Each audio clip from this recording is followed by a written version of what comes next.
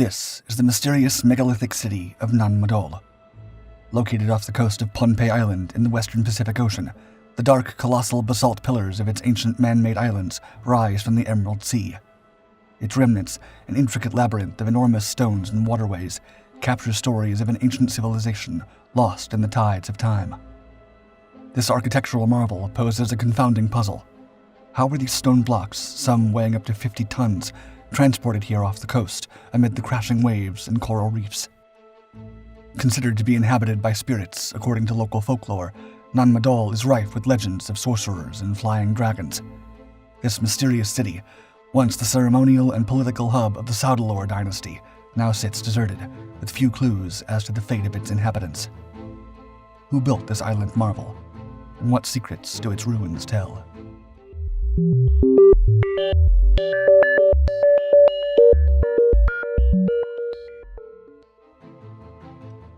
A massive mystery. Nan Madol's construction challenges comprehension.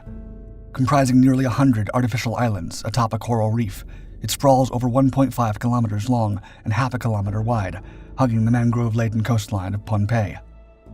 This city of stone and sea was built using basalt and coral boulders weighing an average of 5 tons, with some weighing up to 50. The rocks had to be moved from quarries more than 25 miles away and then transported across the waters of a lagoon.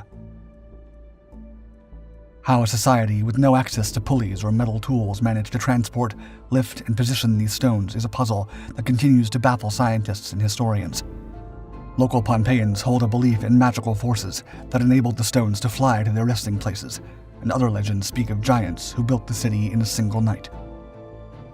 This intricate urban maze, primarily constructed between the 13th and 17th centuries, was the creation of the Saudalor dynasty, a unique sea-worshipping civilization established in the 6th century. The islands and their structures were built from colossal columns of black lava rock, naturally pentagonal or hexagonal, up to 20 feet long. These monoliths were arranged in log cabin formations, serving as both outer walls and foundations, and filled with lumps of coral to create raised platforms for traditional thatched structures. An estimated total of 750,000 metric tons of black rock was moved over 4 centuries, averaging 1,850 tons annually. This had all been achieved at a time when the population of Pohnpei was around 25,000 people. The city's layout illustrates meticulous urban planning. Arranged in a grid, the islets are separated by tidal canals. Each islet had a designated purpose. Some were residences, and others were dedicated to food preparation, canoe construction, or ritual activities. At its peak, the island was thought to be home to up to 1,000 inhabitants.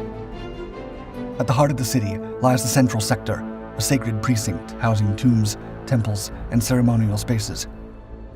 Nandoas, the royal mortuary, stands out as the most ornate structure. Encased by 2 sets of 8-meter-high walls, its gracefully curved corners encompass an enclosed area larger than a football field. One of its cornerstones is estimated to weigh a staggering 50 tons. This cryptic structure sheltered the bodies of kings before their final burial. The Saudalor dynasty. For centuries, the small island of Pohnpei, a part of the modern federated states of Micronesia, was dominated by a singular centralized authority, the Saudalor dynasty. This dynasty was in power from approximately 1100 to around 1628. Pohnpeian legend holds that the Saudalor rulers were of foreign origin, notably distinct from the native population in appearance. The Saudalor dynasty, spanning many generations, presented an intriguing blend of personalities. Inanan Mwehi, for example, was an enlightened leader, credited for building a stable aristocracy in Pohnpei. Yet not all rulers were remembered fondly. Sakon Mwehi was notorious for his harsh taxation, causing widespread suffering among the populace. A darker tale still surrounds the Saudalor known as Rai Puanlake, who, according to legend, used magic to find and consume the fattest Pohnpeians. Pohnpei was divided into 3 states during the Saudalor reign, each further divided into multiple areas. The seat of power was at Nan Madol, where the rulers developed a stratified title system, assigning particular occupations. The Saudalors derived their name from the Pohnpeian word Sau, meaning entitled to, and Delur, which was the old name of the island. This name was a befitting title for the rulers of a society that was notably hierarchical. The city was not just a political hub, but also a religious center.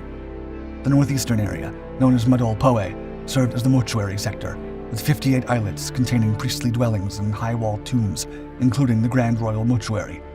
The Saudalur chiefs used the city strategically, housing potential rivals within its confines to monitor and control them. Sources of food and fresh water were only available on the main island, and they had to be brought to Nan Madol by boat. The rule of the Saudalur was absolute and increasingly oppressive over generations. The entire island, including the inhabitants, was owned by the Saudalur ruler. The ruler leased the land to landlord classes who oversaw commoners harvesting it. In return, the commoners were obliged to present frequent tributes of fruit, fish, and other foods to the ruler. Over time, the demands became so severe that the populace lived in a state of starvation and servitude. The downfall of the Saudalur dynasty came with the invasion of Isokolekal, another semi-mythical foreigner. Offended by the oppressive rule and the lord's disrespect toward the local gods, Isokolekal conquered Pohnpei, replacing the centralized Saudalur rule with a more decentralized system known as the Nanwarki system, which persists today. Myth and modern legend. A legendary tale in Pohnpeian culture claims the city was built by the twin sorcerers Olisipa and Olosopa. These sorcerers, hailing from the mythical land of western Katau, sought a place to build an altar to worship Nasinon Sap, the god of agriculture. They eventually succeeded after several failed attempts, giving rise to Nan Madol. The legend tells that they levitated the enormous stones that make up Nan Madol with the aid of a flying dragon. Upon the death of Olisipa, Olosopa became the first Saudalur and fathered 12 generations of rulers. Over the years, the island has developed a reputation for being haunted, with locals calling it the Ghost City.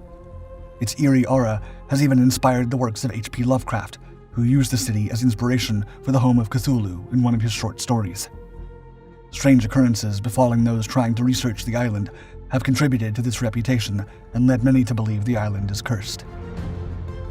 In the 19th century, the local ruler made a proclamation threatening a visiting English archaeologist, saying to all, quote, "To disrupt the holy ground that once belonged to past rulers with supernatural powers would be breaking the law."